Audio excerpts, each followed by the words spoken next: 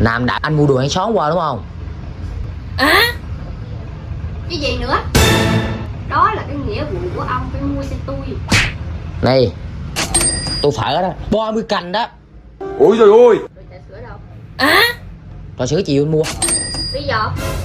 Anh tranh thủ anh đi có việc, anh vội quá. Tôi phải hết tiền nữa. Đợi vệ sinh mẹ phải không? Em đừng có nói kiểu vậy. Anh á, tuy vật chất so hoa anh không có, nhưng mà anh dọa mỗi chuyện đó á, em chịu không? Võ có chuyện gì thì về đó, về nhà võ một mình đi. Đúng, em cứ nói mới sáng sớm. Đưa tôi phở đây. Dặn Giờ tưởng, này mới đem qua là nó bực rồi. tưởng dặn, Em nói vô duyên.